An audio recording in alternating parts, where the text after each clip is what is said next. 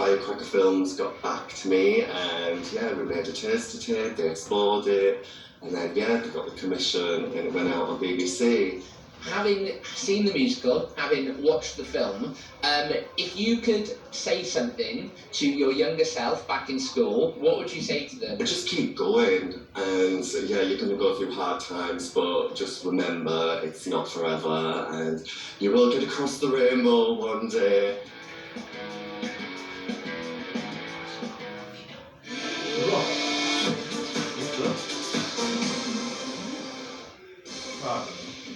A report by Leeds City Council officers has called the numbers of domestic violence incidents in the city an ongoing concern.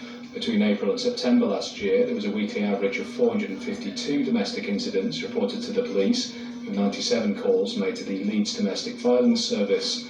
Next, visitors to the York Viking Centre, Barley Hall and Dig in York will continue to be requested to follow COVID-19 precautions when restrictions lift in England.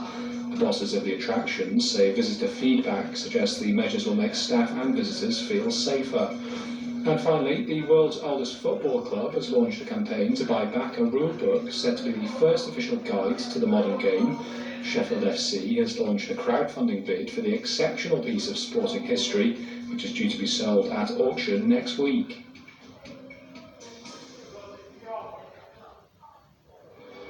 With Boris Johnson warning us to be sensible and cautious as lockdown restrictions ease on the 19th of July. Personal judgment is to be used when it comes to wearing face coverings, but do you think it should be our choice or still enforced? Well, here are some of your thoughts. I will never take off my face mask before everything was settled down, because I do not trust the vaccine so much. I don't think they can stop so many people getting into the disease. So I will take it on until the pandemic ended. I will be wearing it myself personally to protect myself and protect other vulnerable people. I think it should be left in place. I do want buses quite regularly as a disabled person. And I've observed people actually take the mask down and cough on the sleeve and put the mask back up. It's no point. All they've really done is ease up on rules in schools and take away mask restrictions. I don't think much is really going to change. I frankly can see it all coming back.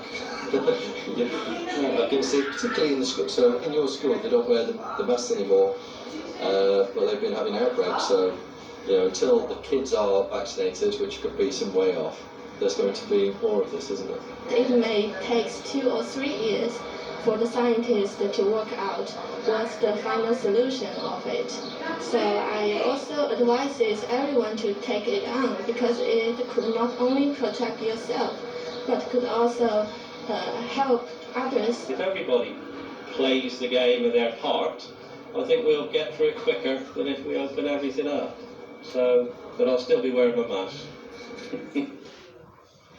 UEFA have announced the team of the tournament for Euro 2020, and 3 English players were selected within the best 11. Kyle Walker and Harry Maguire were picked in defence, and Raheem Sterling, who many feel was England's best player in the tournament, also got the nod, while Italian goalkeeper Gianluigi Donnarumma won best player overall.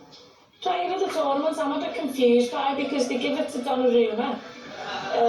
But then they've got a FedEx thing which actually records what players have done throughout the tournament, and in that Verratti came first and Luke Shaw came second, so I don't really understand why they give it to him.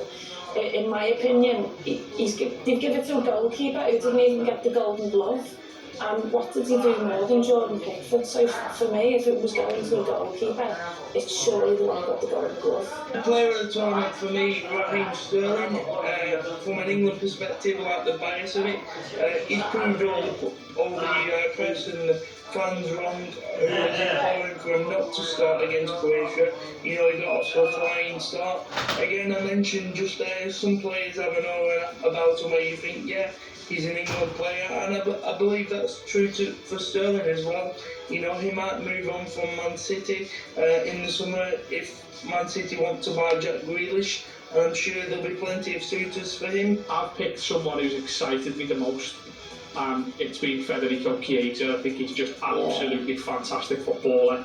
He's just every time he got the ball in every game, you just felt like something was going to happen. He's such an exciting footballer, a menace on the pitch.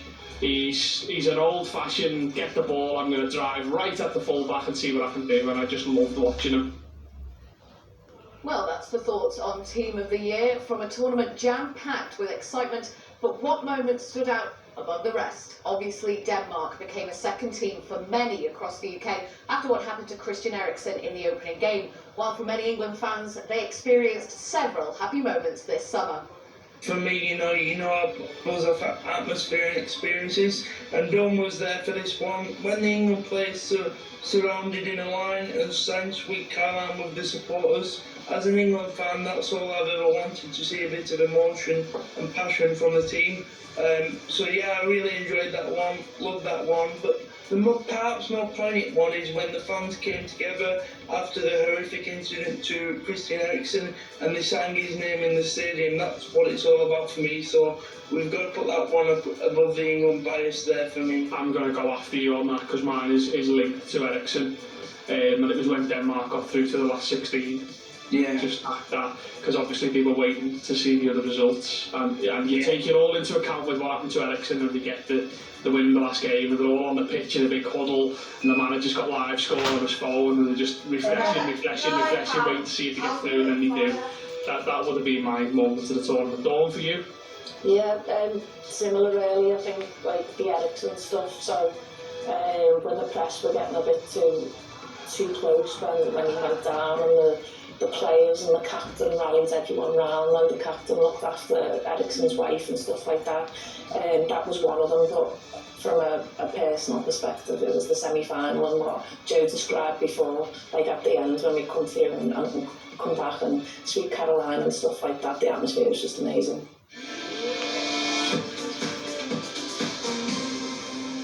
Top scientists have claimed the number of hospitalisations will soar if the public do not heed government warnings. Professor Graham Medley, the government's chief scientific modeller, has said 2,000 people a day for 6 weeks could be taken to hospital if the country rushes back to normality en masse post-Freedom Day. Marcus Rashford has thanked the hundreds who showed their support and gathered at a mural of the footballer for an anti-racism demo. The artwork was defaced after England lost the Euros final on Sunday and several of the players subjected to racist abuse online. The mural has since been covered and repainted as people took the knee for a Stand Up to Racism demo. The rules, which make face coverings mandatory in public, will be lifted next Monday, with an advisory to use them when you can still in place, but now transport bosses are being asked to enforce mask wearing on board. The Mayor of London is heading calls to keep masks as a condition of travel to reassure passengers. Coming up after the break on Your Yorkshire. The four-sided pop-up pub, serving brews and views from across Leeds, right here in Kirkgate Market. Join me for a pint a bit later on. Rather than brewing beer, the idea is to kind of brew conversations, connections, community, memories. A spate of online abuse following the Euros final on Sunday has fired a rally cry for IDs to be required on social media.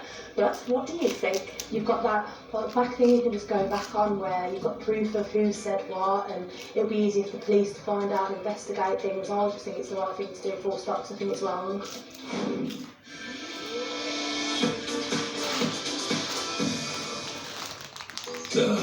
Morning, people. Just look at them, skipping out of bed, make your toes curl, right? Outrageous. And yet, it's all our fault. You see, our multi-award-winning mattress has this effect on people, with encapsulated pocket springs for added support and memory foam for deeper comfort, plus a 100-night sleep trial. Feel the comfort for yourself at our Leeds showroom, just a short drive from the M62. Book your personalised appointment at arty.com. It's been a challenging time, but Halifax Borough Market is still here providing fresh local produce for the people of our area. Safely browsed stalls packed full of quality meat, fruit and veg, flowers, plus fashion, hardware, furnishings and loads more. So shop local, help keep us going and treat yourself while you're here. Brought to you by Halifax Bid. So you love local TV Leeds, right? Go online and visit leedslocal.tv to immerse yourself even further in the news, sports, opinions the local stories that matter to you. That's Leeds Local